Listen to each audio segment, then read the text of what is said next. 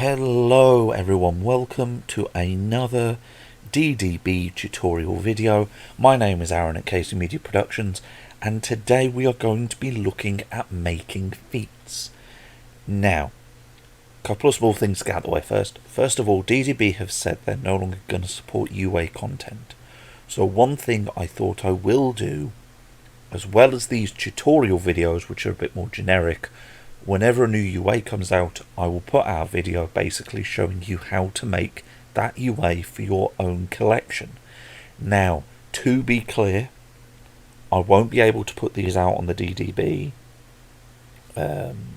shared page as a publicly accessible thing because I did not make the document. That's why I'm going to make the videos showing you how to make them. I might also do some extra videos showing you how I've made previous UA content that hasn't been published for my own players to use.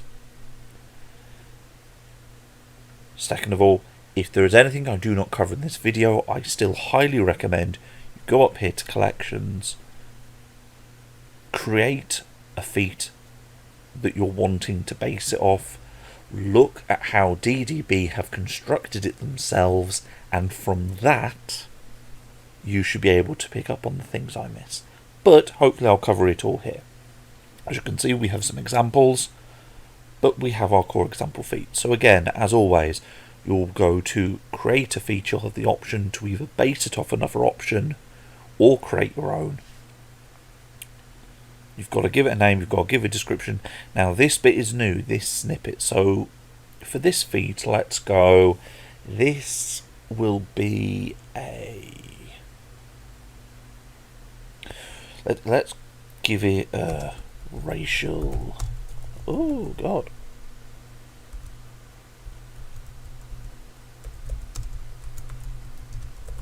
for elves. So then here you would, as with all things, you would write what the feat is going to do. So for this one we will go elves gain blind sight to 5 feet and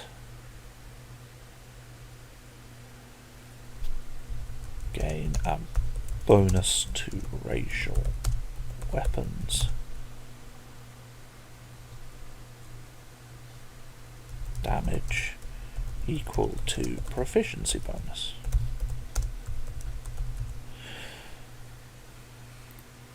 So if I was to open up a character, which we will do, give me just a second, characters, so if I open up this one, what you will, when we refer to the snippet, what we're referring to is this section here. This is a snippet. It is a quick digest for the player to see what it is. So here it's a very small thing. Let's see any of these. Here we go, Touch a Cessnick. This one has a lot of detail here, which is what you will find in the descriptor box. And then the snippet code would just be this little bit here. So, for a snippet, I'm going to include a link down the doobly-doo, which includes snippet codes.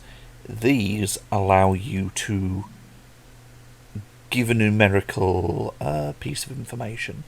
So, for example, if I take proficiency, because we're going to need that, so damage with weapons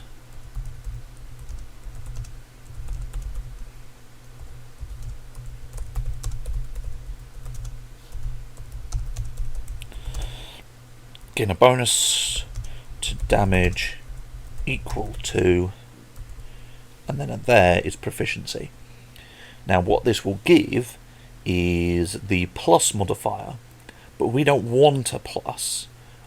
We just want to state what the flat damage will be. So as you can see, here are the snippet codes. I'll quickly go through them. You've got your spell attack, which will pull off your spell bonus. If you are a spellcasting class, you've got your scale value, which is very specific. I'll go into what scale value is either in this one or in the subclass video. Modifier, you change what the modifier is and it will give you that as a plus or minus.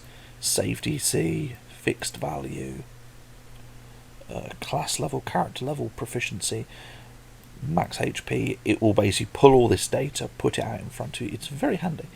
You can do calculations in it, but what we want here is the unsigned key, because that, when we take our proficiency bonus, I'll put it in the brackets, will mean that you'll just get the flat. Actually, we don't want that.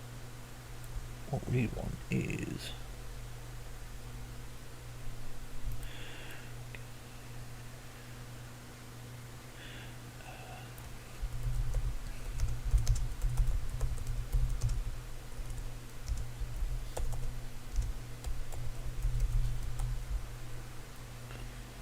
oh no, that went wrong. Give me just a second. We want proficiency. There we go. Because what you're going to have to change your language a bit, as we've done here, because if I copied that, it wouldn't make much sense. If I do it this way, it makes much more sense to put the number in. So it's just, instead of saying you gain a bonus equal to your proficiency bonus, in this case it deals an additional X amount of damage. That damage is your proficiency bonus. So prerequisites, this is, don't forget to save, this is where you would put something like a racial requirement. So here I'll go. Must be an elf. This is the text that the players will see on the feat. So here you could say you need a specific proficiency score, proficiency ability score, a character level, sub-race, race. So here we'll go race. There is not an exhaustive list. It does not include all the races. For example, there are no Loxodons. How I believe this tends to work is they are racial groupings that are already in the system. Hopefully when they do their big redo of the homebrew system, they'll put all of the racial groups in. But for now, be aware your mechanical prerequisite. You might have to put in a text box in the description, but not actually put any mechanics in, because of the fact that the mechanics you're looking for isn't there. Also note, under the feat system, in a character sheet, you can choose to ignore racial requirements, meaning you can select one of those feats, or a feat with a dex requirement or an int requirement that you don't already have. When you click save, you'll see you'll pop back here. At this point, jump back to the edit, you'll see it's here. I don't know why it doesn't jump you back to the screen, I don't know. So options. Options are, for example,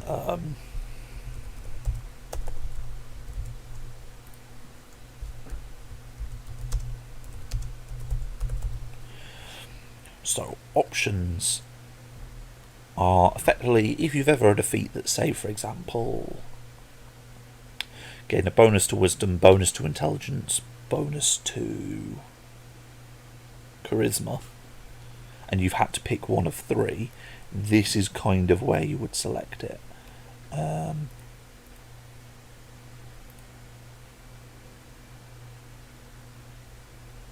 As it says here, you can pick an option. Actually, no, sorry, I should correct that statement. You wouldn't want to pick modifiers, because as you can tell, you can only apply an action to a feats option. It's a bit more restrictive than a subclass. More likely you would want to put something like, as they give here, if you had a feat that gave Eldritch Invocations, or that gave Battlemaster Maneuvers. If you have an option for different kinds of action, you would put them here. If you want them to pick modifiers, you would go to here, you would go bonus, sorry, you would go proficiency, where are you on the list?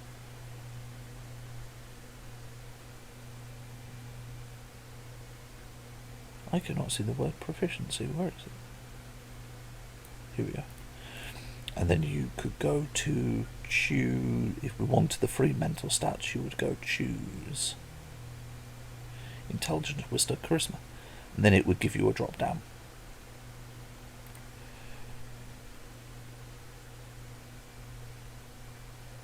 Sorry, proficiencies for a skill. You would pick bonus and one of the three if you want to give numerical benefit. Yes, modifiers are largely the same as we covered last time. So sense, if you want to give yourself one of the extreme senses. Protection is what you use if you want to give someone the half orcs get to 0 HP, get back up. You could give a weapon property, not that that's useful here, that's more for items. You could give one of the languages. Ignore weapon property. You can ignore different modifiers.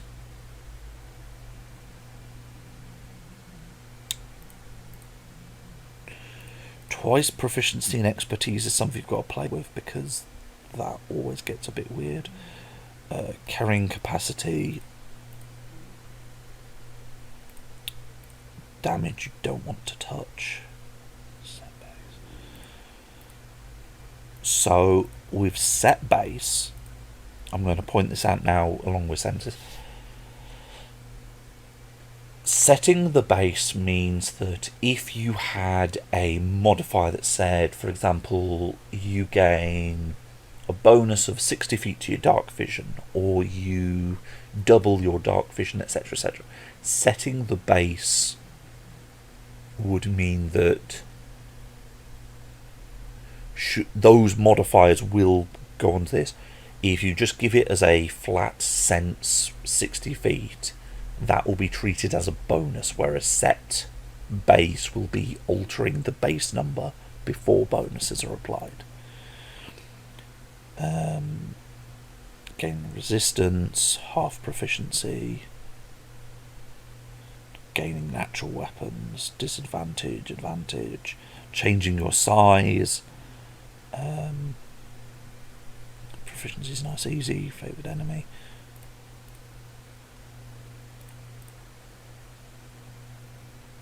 Speed reduction, bonus vulnerability. Any of these I need to. So stacking bonus. I believe stacking bonus is for when you want to go above 20. I will have to double check that. And set, again, this is very much like set base, but this will be for things like your flying speed, your extra attacks, your attunement slots. This gets a little bit complicated when, for example, you have a feat and then you have class features that have a different set number. I believe it will always go with the highest of the two, but I am not 100% on that. So just be aware of that when you're making these. You can give players access to spells. So at this point, this screen can be a little bit complicated, so let's go with Animate Dead. Now what you can do is you can give a list of spells, and they get to pick one. You can give them nothing here, and instead choose to put things in spell class, spell levels, to kind of go, you're allowed a spell from the first level wizard list. Can set it by attack type, level divisor. You can make it they can only get ritual spells. So this is kind of the section for what spell are they going to get to pick from. This section down here is a bit more about the spell itself, so you can set what ability score the spell will use. Does it have a number of uses? Instead of a number, do instead you use a modifier? So for example, if you said you can cast polymorph a number of times equal to intelligence modifier, you'd pick polymorph, use by ability, you get to pick its reset type, pick if it's cast at a set level. You can alter things like the casting time, the activation time range. You've probably seen a couple of feats that do these things. You can also tick is infinite for just they gain an unlimited number. Actions is the other big one. So action, we're going to go with general right now. So give your action a name. This is useful for anything that has charges. I'm actually going to skip this bit just to give you an example above. And then creatures is if you want to modify things like wild shape, give them a mount, give them a creature, you would put that there. So for this, I'm going to now jump into some of the examples. Feats are amazing in that until the universal feature system from DDB is implemented, you can use feats for basically anything.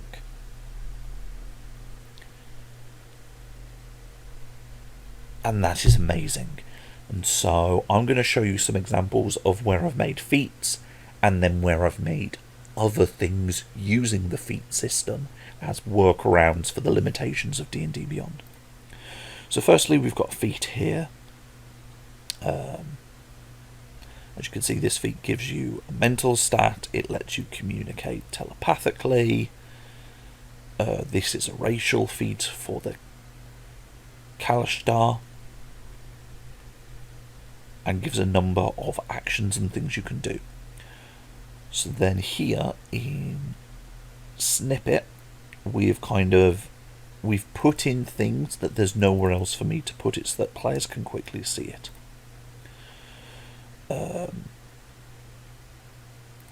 As we said, we put here a prerequisite. They've got to be a Kalashtar.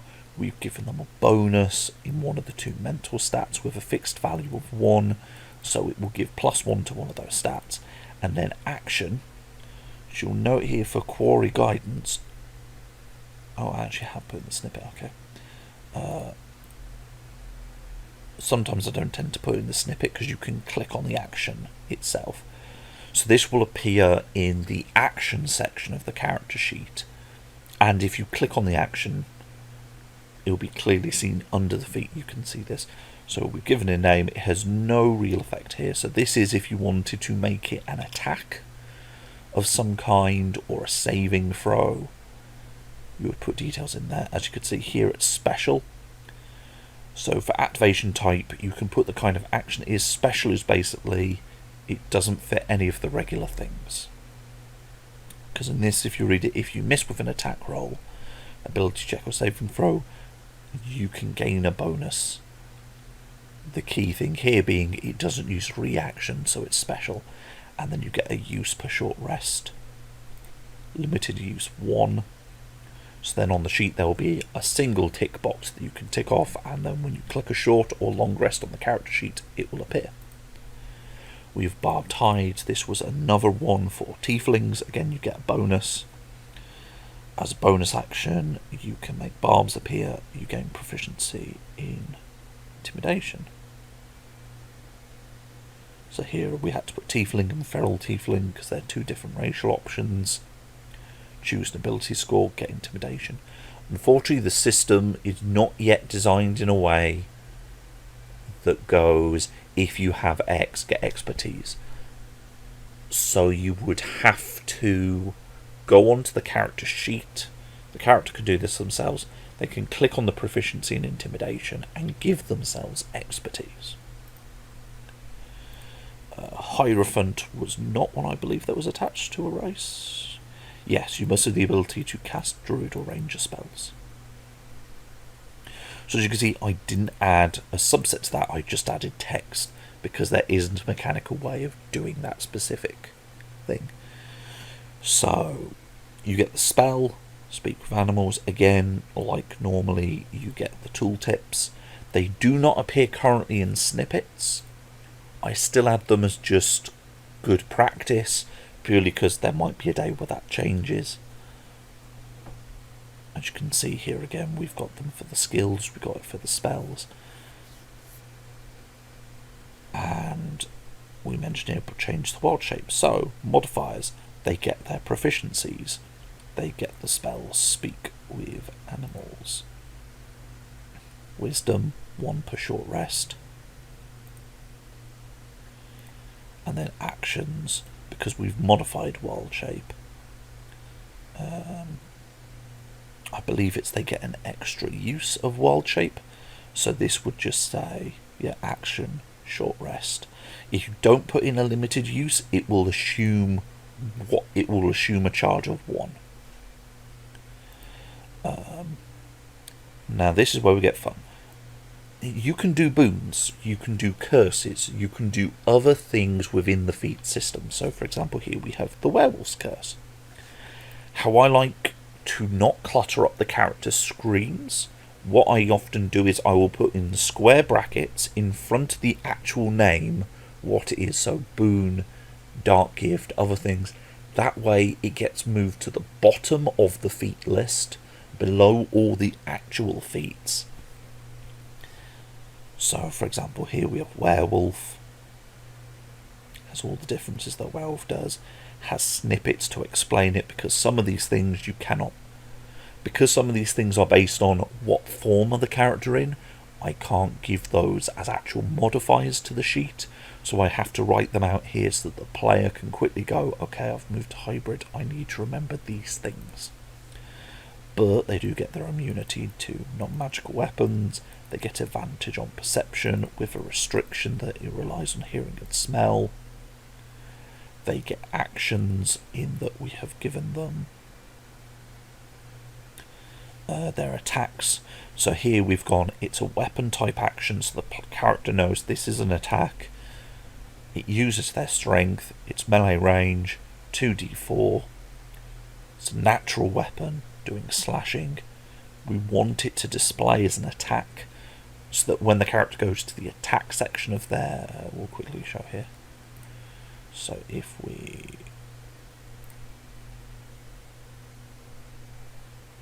so here in actions I can go to attack. See, this character has a bite attack because they're a lizard folk.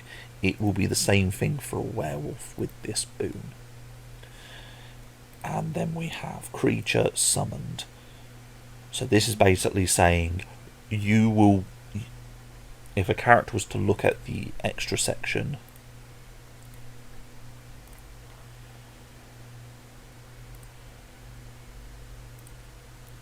obviously traditionally they do get a large number of things, but you can, for example, if you were doing a wild shape, you could add a creature to wild shape that technically they wouldn't normally get to be.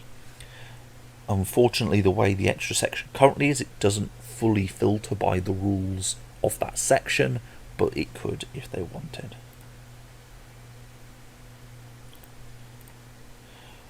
Here we have a dark gift. This is from the Curse of Strahd adventure. It basically says what the dark gift is. They get the spell lightning bolt. They get a number of charges, 3.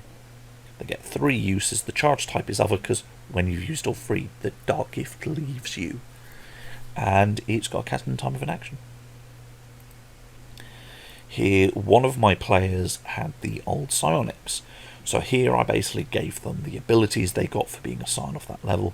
But this is where I say the advantage of the feat system comes into play. So for actions, we had psi points with a psi limit of 5. For those who remember the Mystic UA, you could only spend so many points on a single casting, so that's what the psi limit is. But, so we go to limited use. My player had 27 psi points because of the level they were at. That means they will have underneath the feat a little charge counter of 27. It will say recharge on a long rest. If you want to do spell points from the DMG, if you want to do psi points for a mystic, if you want to do anything that uses charges, you could simply make a feat, put a little square bracket so that players know this isn't a feat. They can pick, say, like DM only, and the DM can apply it to a sheet.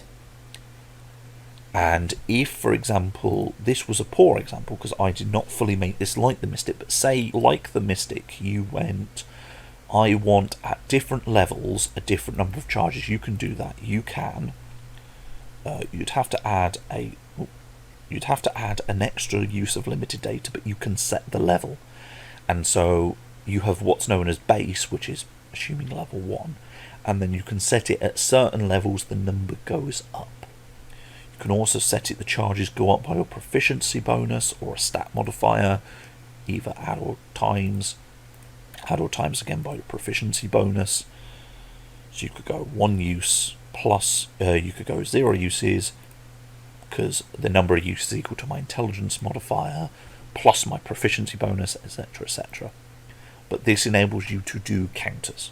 So if you wanted to do, so if people want, I can go a bit more detail into this, just making spell points work as a feat. But yes, this is the main power of feats. Because they're off to the side and they're not a constantly used thing. The other one I've seen people use is items. I prefer feats because feats you can more easily set to things like long rest, short rest. Items tend to be more built around the idea that at dawn things will change. So yes, if you have a more specific example of something you want to see done with feats, especially if it's one of these more weird, wonderful challenges of, I want you to do a really weird effect, how would I go about it? Feel free to put that in the comments below. I will of course be linking to snippets and tooltips in the doobly-doo down below. And again, if UA comes out, I will start doing a series of videos going how to make that specific UA in this system. I will also be going back over old UA that hasn't been published and doing the same thing. So yes, thank you all for coming. I hope this was all helpful. And yeah, we'll see you all next time. Goodbye.